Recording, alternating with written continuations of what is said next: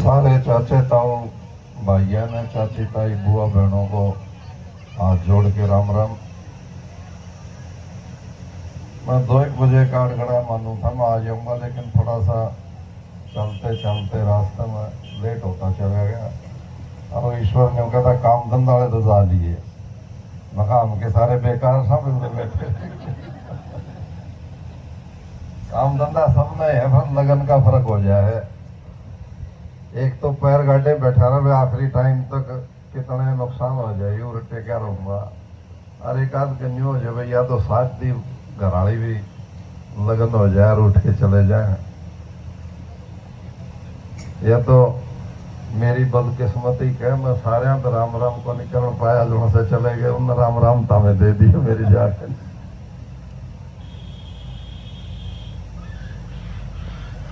कई दिन हो गए थे,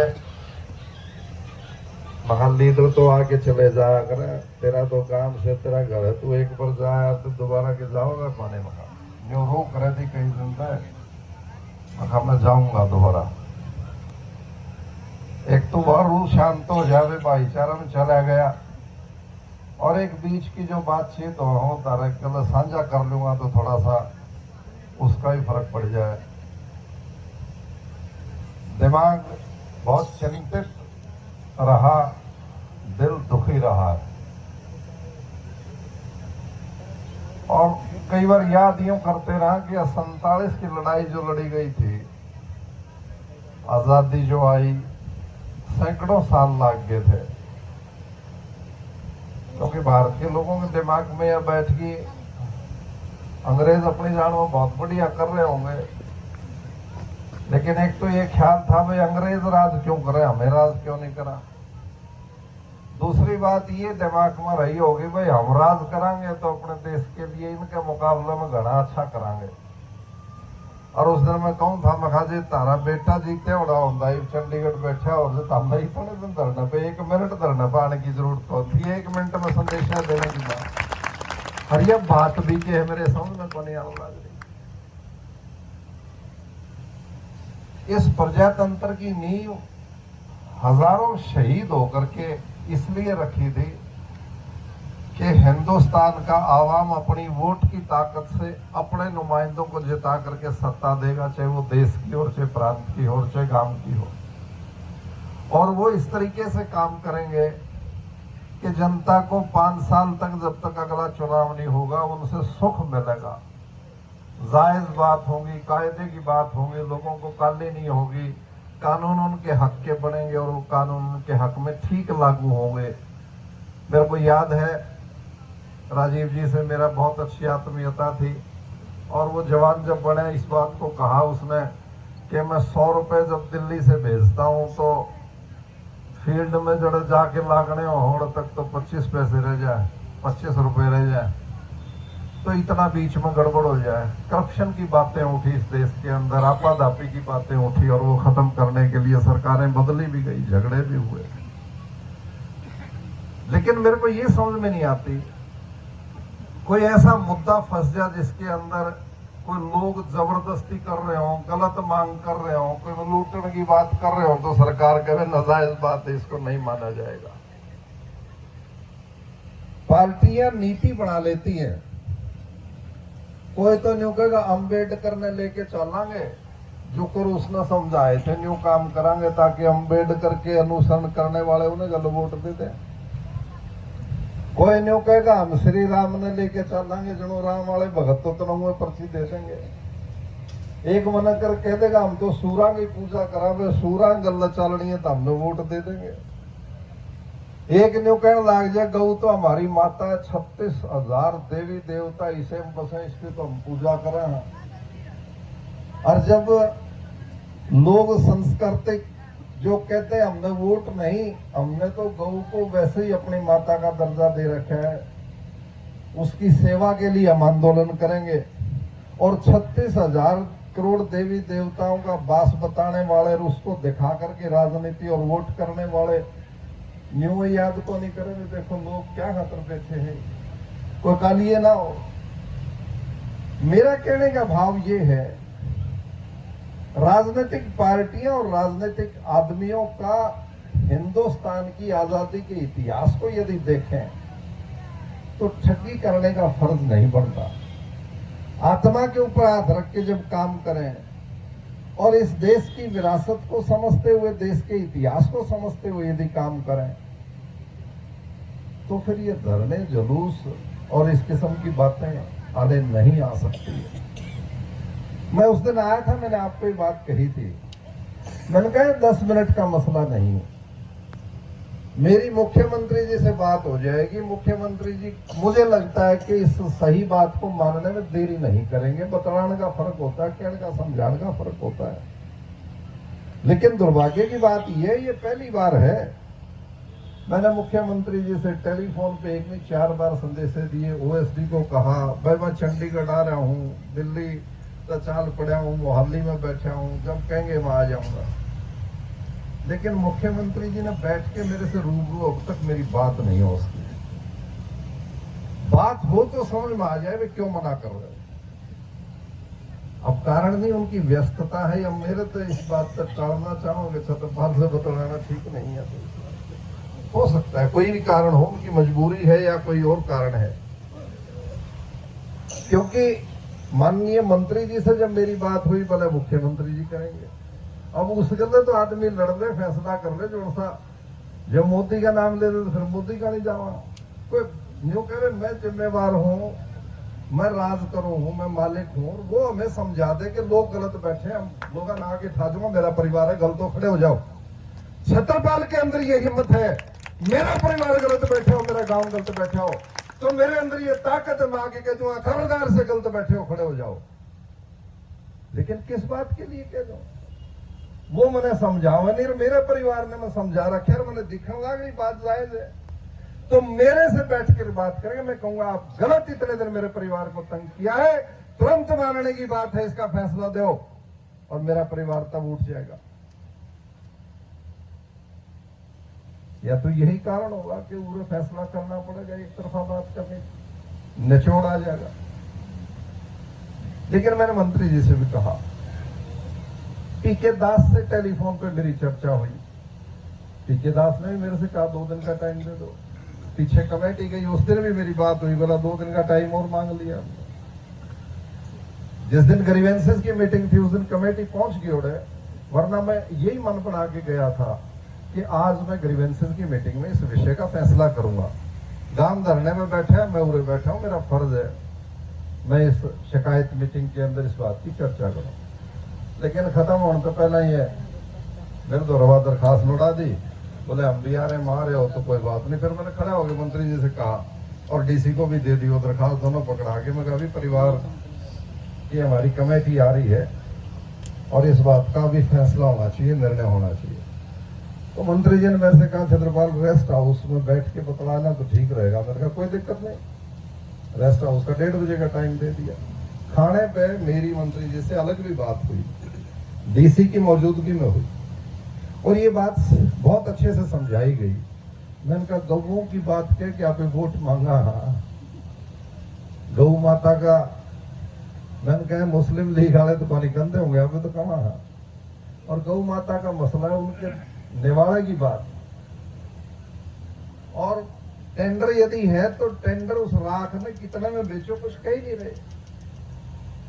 राख भराई की मजदूरी मांगा है गौशाला, मजदूरी करके गौवा पेट भरा जाएगा, इसमें कानूनी अड़चन कौन सी है। कहने लगे फैसला हो गया, कदे इसमें और कोई बात आ जाए, कुछ भी नहीं। मैं कहा मंत्री जी देखो, मैं वजीर होता तो ईमानदारी के साथ है, मेरा इतिहास गवाह इस बात का, मैंने कभी अपने महकमे का तो क्या बतौरे वजीर रहते हुए जिस बात को ठीक समझा कर दिया मैं, और मुख्यमंत्री से पूछने की जरूरत नहीं समझी, और बाद में मुख्यमंत्री को बता दिया कि बात ठीक थी, मैं कर दी। मैंने कहा आपका महकमा, और आप कह रहे हो मुख्यमंत्री जी से बात करनी पड़ेगी, आप कह रहे हो अधिकारियों से बात करनी पड़ेगी। अधिकारी तो सुनते हैं कि मंत्री का आदेश क्या है, मंत्री अपने विवेक से फैसला करे कि बात जायज है तो तुरंत आदेश कर दे, वरना लोगों को बता दे कि तुम्हारी बात फलानी गलत है। इसमें गलती क्या है? लेकिन मंत्री जी ने कहा कोई नहीं, 1:30 बजे कर लेते हैं। कमेटी के सामने बात जब आई, सारी बातें रखी गई, तो मैंने उस वक्त भी मंत्री जी को कहा, मैंने कहा मंत्री जी ये टेंडर हो गया, कोई बात नहीं, एक तो टेंडर रद्द हो सकता है क्योंकि ओड़े 150 में बेका, उड़े 10 में बेके, तो सरकार कह सकती है भाई इसमें हरियाणा की आमदनी कम होगी, सरकार की आमदनी कम होगी, इसलिए टेंडर रद्द किया जाता है। उससे बढ़ा के कमेटी काम देने में तैयार है तो भी कोई दिक्कत नहीं, बोला वो कोर्ट में चले जाएंगे, अधिकारियों से बात भी करी उनने। मैंने कहा जी कोर्ट के कहेगी, इसमें कोर्ट का कोई विषय नहीं आता, कोर्ट में कोई चला भी जाए तो सरकार अपना पक्ष रखती है कि हमने गौओं की हिफाजत के लिए और पानीपत के और खेदड़ के रेट का फर्क देखते हुए टेंडर को नहीं स्वीकार किया, और उससे ऊंचे रेट पे हमें वहीं की गौशाला जो गौओं का कल्याण भी करेगी और सरकार को फालतू पैसा भी देगी। मैंने कहा ऐसा कोई कानून नहीं आड़े आता जो इस बात को यूं कह दे भी तुम गलत कर रहे हो। हाँ वहां तो गलत कह सकते हैं कि तुम न उड़े तो 150 में बेचा, उड़े 10 में बेचे, 140 कौन खा रहा है बता दो, ये बात तो उठ सकती है। बोले तीसरी बार एक ही टेंडर था। मैंने कहा कोई जरूरी थोड़ी है, एक ही टेंडर है तो सरकार उसको मना कर सकती है। भाई तीसरी बार भी एक टेंडर आ गया तो भी हम नहीं देते क्योंकि रेट का फर्क आने लग रहा है।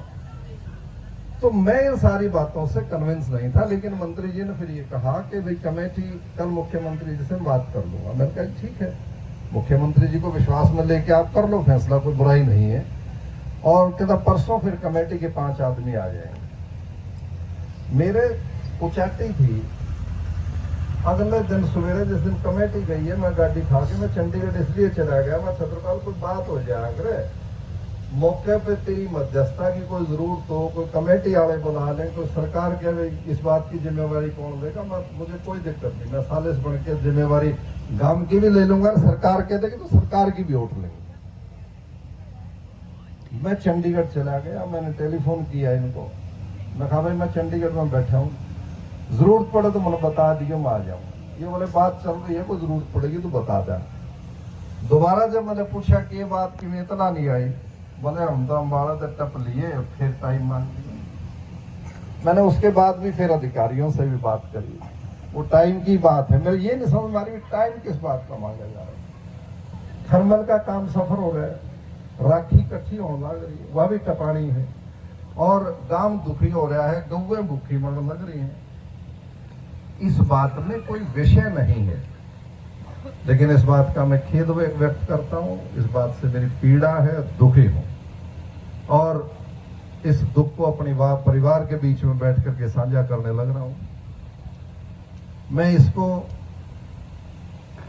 फैसले लेने की इच्छा शक्ति की कमी मानता हूं, और इसके पीछे इंटरेस्ट क्या है पवन बताता हूं। आजकल जाकर इस पार्टी में मेरा तो घना जय है, क्या वजह हो सकती है, मेरे बात समझ में नहीं आने लगी। मैंने उसके बाद भी ओएसडी को फोन लगाया, मैंने कहा भाई मैं मुख्यमंत्री जी तड़के पा जाए तो मैं रुक जाऊंगा। बोला जी गाड़ी में बैठे भाग रहे हैं, रात में कुरुक्षेत्र रुकेंगे, अगले दिन जगाधरी जाओगे, फिर हरिद्वार जाओगे। मैंने कहा पूछ के बता दे, कुरुक्षेत्र दूर कौन, मैं रात में कुरुक्षेत्र चला जाऊंगा, तड़के जगाधरी चला जाऊंगा, बुलाते हो तो परसों हरिद्वार चला जाऊंगा, क्योंकि मेरा परिवार दुखी है भाई, सड़क के ऊपर बैठा है, गौ भूखी मरने लग रही है। बात कुछ भी नहीं, आपको मैंने कहा उस दिन भी कहा था, लेकिन वो सारे प्रयास फेल रहे।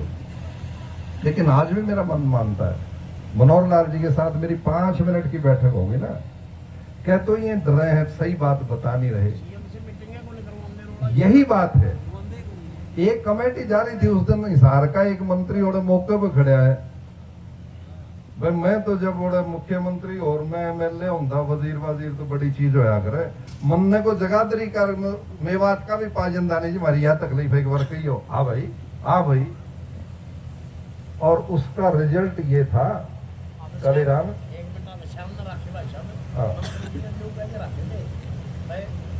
पावर होगी, एडमिट होगा, सीएम साहब से मीटिंग कराऊंगा, 11 बजे का नाम दिया, अगला दिन फिर फीफा पोती करके अधिकारियों के बीच में हर दो मिला दो तीन का चलो मैं दो तीन नहीं बहुत बतलाव है जो मैं बताने लग रहा हूँ उसमें उसी बात को समझा रहे हैं। वो 2-3 दिन आने तो चाहिए ना, ये तो लंबी बात जाने लग रही है।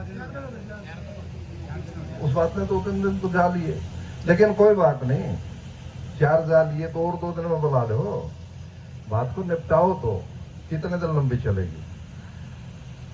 विषय मुख्यमंत्री की व्यवस्था हो सकती है, इसमें कोई दो राय नहीं, लेकिन जहां लोग धरने पर बैठे हों और बात बढ़ने की आशंका हो, कानून व्यवस्था की दिक्कतें आ जाएं, तो मुख्यमंत्री जी को उसके लिए समय निकालना चाहिए। और मैं तो दूसरी बात ये कहना चाहूंगा, मुख्यमंत्री के पास समय नहीं रहता, कम से कम तकड़े तकड़े मनसाना वजीर बना देना तो अपने अपने काम में निपटाते चले जाओ, मुख्यमंत्री निकालिए कौन नहीं रहे। इसके अंदर उस दिन रणजीत जी कह रहे चंद्रपाल जी आप तो पढ़े लिखे आदमी, आप तो समझते हो, पढ़े लिखे हूँ जब तो बोलने लग रहा हूँ, गलती तो यही हो रही है, जो अनपढ़ होता तो मैं तेरी यहाँ पर के चाल पड़ता। वही बात समझ में आने लग रही है, इसमें कोर्ट कहीं नहीं आती, इसके अंदर राजस्व का घाटा कहीं नहीं आता, इसके अंदर जो मजदूरी जाएगी वो गौ कल्याण के अंदर जाएगी, जिसको आप दिखा करके यूं कहो भाई हमें गौ भगत है, और जो बैठे हैं वो दर्द पहला के गौ भगत हैं। पुस्तैनी राजनीति नहीं थी उस वक्त से, गौ को बहुत ऊंचे दर्जे के साथ उसके अंदर आस्था रखते हैं, बलद को, गऊ को, खागड़ को, जोटे को, हम तो जोटे तक पूछना, कुत्ते बिल्ली को, जीव को जितना प्यार और विश्वास रखते हैं जीव कल्याण के लिए, अपना मुंह का निवाला निकाल करके तड़पते जीव को नहीं छोड़ते हैं, इतना ध्यान रखते हैं। लेकिन मैं तो देरी के लिए इस बात की माफी अपने गांव में मांगता हूं कि वे क्या तो उम्र ढलने लगी और क्या हालात ठीक नहीं लग रहे, ना तो यह बात सेदन सेदन लाग रही है, तड़फन तड़फन लाग रहे हैं, ढील की बात ही नहीं।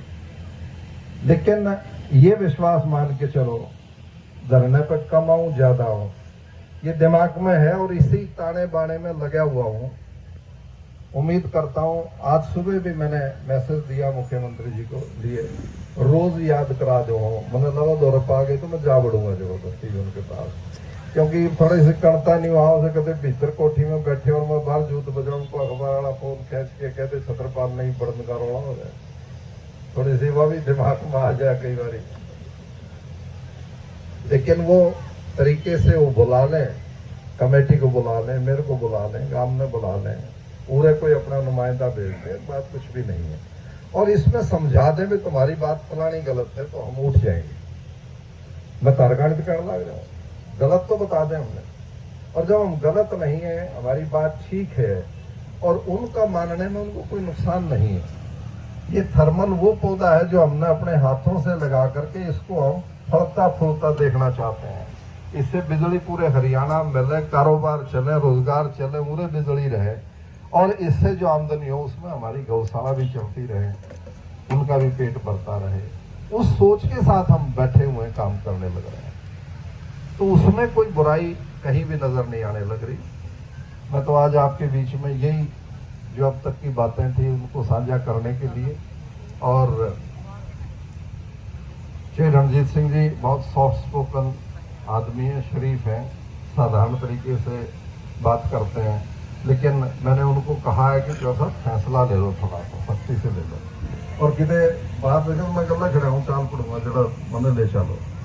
कमेटी वालों ने भी कहा कि जी देखो थर्मल गांव के बिना नहीं, गांव थर्मल के बिना नहीं, हमारी भावनाएं जुड़ी हुई हैं, हम चलाना चाहते हैं सरकार का काम, उसको चलाना, उसको चलवाओ। सारी बातें बहुत अच्छे से समझाई गई हैं। आखिरकार बात कहीं ना कहीं मुख्यमंत्री जी के ऊपर छोड़ दी जाती है, तो मुख्यमंत्री जी से मुलाकात का कोई हालात बना दें, कमेटी का बना दें, गांव का बना दें, मेरा बना दें, साझा बना दें, अलग बना दें, तो कोई ना कोई बात निचोड़ के साथ निकल आएगी, और ये मनने वाली बात है। इतना धैर्य रखा और थोड़ा सा धैर्य रखो, शाम सवेर में मेरी भी कोशिश है ये बात सिरे लगे, शांति के साथ मैं तो इतना कहने लग रहा हूँ कि जितना खेसला करके बैठे हो, परमपिता परमात्मा और गौ माता का आशीष इतना जरूर पड़ेगा गांव के ऊपर, नगर खेड़े पे, इलाके के ऊपर। सुख शांति बनी रहेगी, परिवार में खुशहाली रहेगी, अन्न धन की कमी नहीं रहेगी। यह जितना खेसड़ा और लगन है वो ऊपर वाला लीला तंबू वाला छप्पर पाड़ के देता है, सब देता है।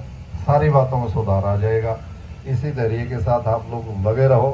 और भाई ईश्वर तने जो कहूँ देखे तो इन्हें मिर्चाते तावा ने मिर्चाती और लड़ा के ना सिरा जी खप एरा मैं बैठा बैठा सोचूंगा तो न्यून से और ये पार्टी क्यों बढ़ रहा है मेरे यार सब बाढ़ लग रही। ये तो इन गर्म करने के चक्कर में रहता हो, हमें समझदारी की गल खूब लड़ाई ठाडे हो गए लड़ा तो एक नारे लुआन खातर लड़ाई करवाओ हमें तो उन्हें बतेरे ऊंचे नारे ला जाके। सारी बात ना मानिए इसकी।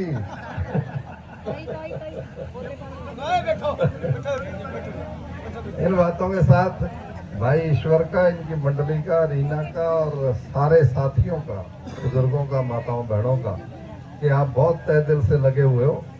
और ये तो पूरा हरियाणा और देश आपके साथ है, क्योंकि विषय के साथ होते हैं। जो विषय है वो सही है, सही बात के साथ होते हैं।